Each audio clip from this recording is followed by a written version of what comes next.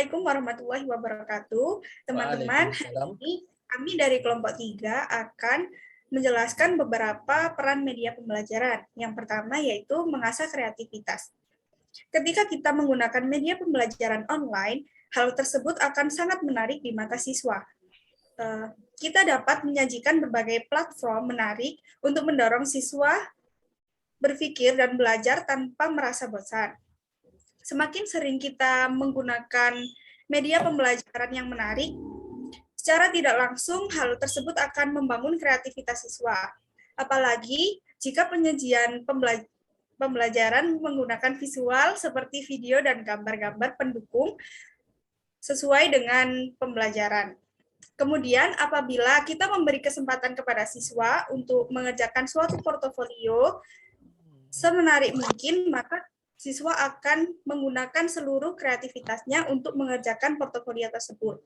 Selain itu, media pembelajaran online sangat mendukung, karena di sana dipermudah untuk mencari ide dan dikembangkan menjadi lebih kreatif. Jadi sarana atau media? Ya. Yang selanjutnya, yang kedua, yakni memudahkan tutorial dan juga pelatihan kepada siswa. Jadi, semakin banyak media pembelajaran dan juga metode pembelajaran di era sekarang ini, siswa itu semakin mudah dalam mencari dan juga mengembangkan minat belajar mereka, yakni dari mencari tutorial-tutorial ketika mereka kesulitan belajar atau kesulitan mengerjakan sesuatu.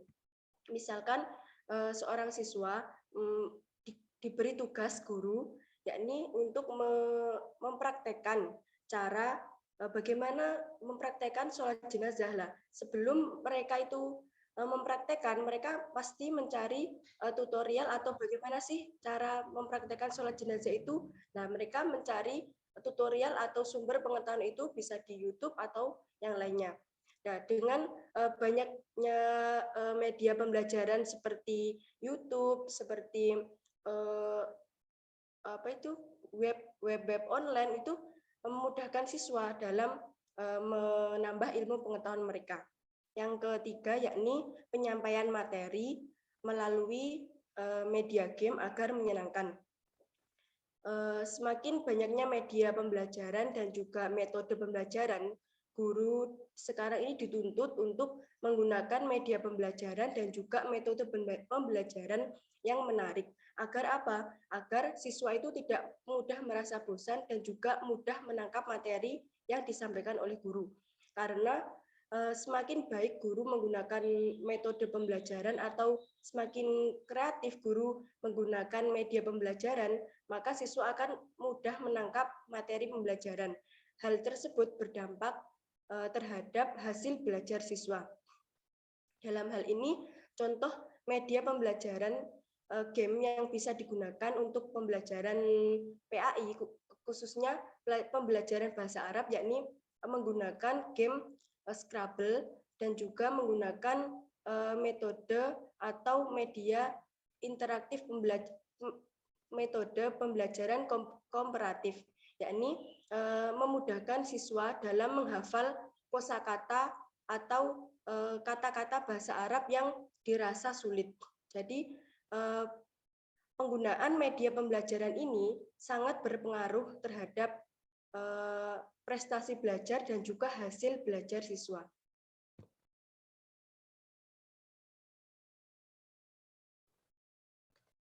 Baik, poin selanjutnya yaitu poin keempat, siswa lebih aktif mencari ilmu baru. Kemudian poin kelima itu mudah mencari sumber hukum agama yang valid dan praktis. Nah, ini penjelasannya saya jadikan satu ya.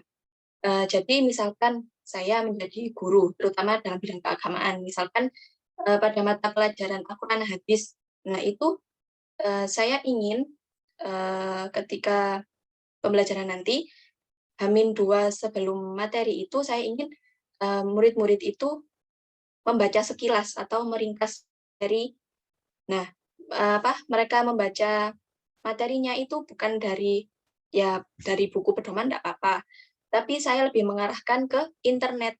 Nah, guru kita itu berusaha untuk lebih memanfaatkan internet dalam pembelajaran. Misalkan besok itu materinya larangan meminum khamr. Kan itu terdapat dalam Al-Quran dan hadis ya. Jadi kita murid-murid itu bisa membaca penjelasan lebih luas lagi tentang larangan meminum khamr di dalam Al-Quran. Nah, mereka bisa membaca di internet. Nah, di internet itu sekarang ada yang namanya website, yang namanya itu Tafsir Learn Quran. Nah, jadi di situ selain ada ayat dan artinya, di situ ada penjelasan tafsiran dari berbagai sudut pandang. Jadi ada tafsiran dari Ibnu Katsir, tafsiran Jalalain, tafsiran dari Kemenak, itu juga menjelaskan semua isi ayat yang ada di Al-Quran. Nah, kemudian kalau di hadis, itu sekarang ada yang namanya aplikasi Kitab 9 Imam. Nah, kalau misalkan materinya tentang larangan meminum khamr. Nah, kalau misalkan kita pengen tahu apakah ada hadis yang melarang kita untuk meminum khamr, kita bisa cari di Kitab 9 Imam. Kitab 9 Imam itu isinya adalah kitab-kitab dari para ahlul hadis, contohnya seperti Imam Muslim, Imam Bukhari. Nah, kalau misalkan kita cari hadisnya di situ bakal muncul hadis beserta artinya. Nah, di situ itu hadisnya tertulis lengkap bersama perawinya, terus silsilah perawinya bagaimana. Nah, di situ juga terdapat penjelasan hadis itu termasuk dalam hadis sahih atau dhaif. Nah, kalau misalkan hadis sahih kan berarti hadis yang kita cari belum bisa untuk dijadikan sumber hukum. Nah, kalau misalkan hadis yang kita cari tentang larangan meminum khamr itu memang haram dan hadisnya itu sahih, itu berarti hadis tersebut kuat untuk dijadikan sumber hukum. Nah, jadi dalam proses itu tadi, proses membaca sekilas di website Tafsir Learn Quran, terus membaca penjelasan hadis di aplikasi Kitab 9 Imam, itu kan sudah memacu semangat siswa untuk lebih aktif lagi dalam mencari materi. Mungkin itu poin selanjutnya. Silahkan. Terima kasih. Untuk selanjutnya itu poin ke-6, yaitu terdapat isinya simple sharing, live streaming, selanjutnya Q&A secara online. Nah, dalam pembelajaran masa pandemi ini banyak sekali kendala aslinya yang dialami oleh para guru dan para murid-murid pastinya. Maka dari itu peran media dalam pembelajaran ini sangat penting. Simple sharing, mengobrol secara interaksi guru dan murid mungkin dalam pandemi ini melalui seperti WA atau vid call dan sebagainya. Bisa live streaming. Nah, kebanyakan acara-acara sekarang kan tidak harus melulu melalui tatap muka. Bisa juga lewat media sosial seperti live IG, live streaming YouTube. Itu wadah sebagai tempat untuk media sebagai untuk sharing-sharing tentang pembelajaran dan apapun lainnya itu.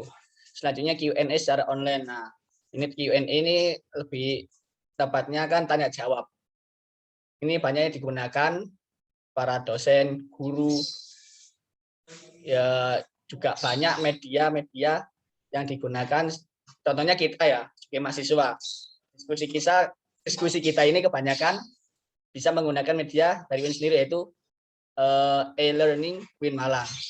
Di sana sudah disediakan oleh pihak kampus untuk berdiskusi secara online. Yaitu yang ketujuh, mempermudah komunikasi dan relasi baru.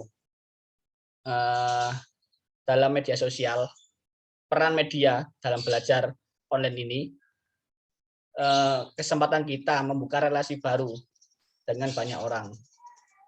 Karena media sosial juga tidak satu lingkup, tidak satu daerah yang tempat kita tinggali. Banyak, luas juga. Kita bisa menjangkau relasi baru teman-teman dari luar kota juga, dari Surabaya, Semarang, dan sebagainya. Itulah peran media sosial, media pembelajaran di era pandemi ini. Terus selanjutnya yang poin ke-8. Mas Iqbal.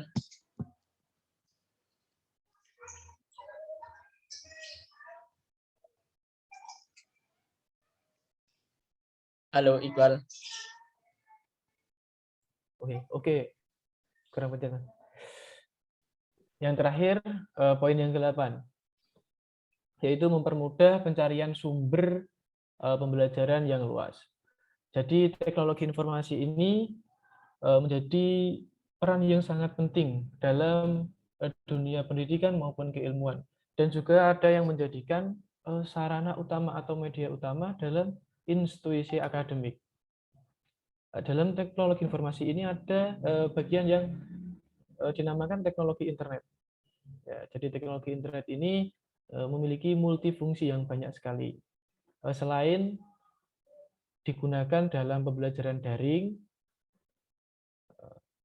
karena situasi pandemi COVID-19 ini yang tidak memungkinkan untuk tatap muka, internet ini juga dapat dimanfaatkan untuk mencari sumber dengan mudah, yaitu dengan menggunakan Google Book ataupun Google Scholar atau Ibu Team atau yang lain. Nah, jadi mempermudah kita yang awalnya harus mencari buku yaitu di perpustakaan, harus ke perpustakaan, lalu kemudian meminjam buku, kemudian membayar. Jadi kita dengan internet ini dimudahkan dengan hanya mengakses dari rumah bisa mendapatkan referensi pembelajaran.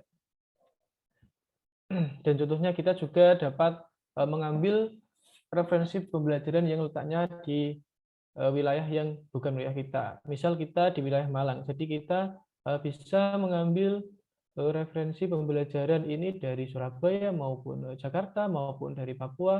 Nah, itu dengan sangat mudah dengan tidak repot-repot mengadakan perjalanan ke sana. Dan tentunya juga menggunakan biaya yang minimal. Kemudian dalam pencarian sumber pembelajaran ini, kita juga sebagai pelaku pendidikan ini harus berhati-hati dengan luasnya jangkauan internet ini. Jadi kita harus pandai-pandai memilih dan memilah sumber mana yang tepat dan cocok atau yang akurat. Jadi tidak bisa kita ngawur dalam mencari sumber ini ya. Jadi kita harus melihat siapa yang menerbitkan, siapa yang mencetak, siapa yang menulis. Karena internet ini kebebasan berpendapatnya sangat luas. Nah, jadi gitu. Itu dari poin 8 dari saya.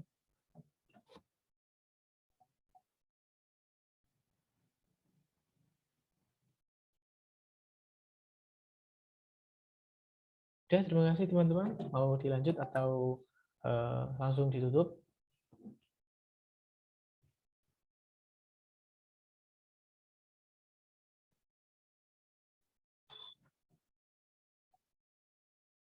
Sekian dari kelompok kami. Kurang lebihnya mohon maaf apabila salah kata. Wabillahi taufiq wal hidayah wa ridha wal inayah. Wassalamualaikum warahmatullahi wabarakatuh.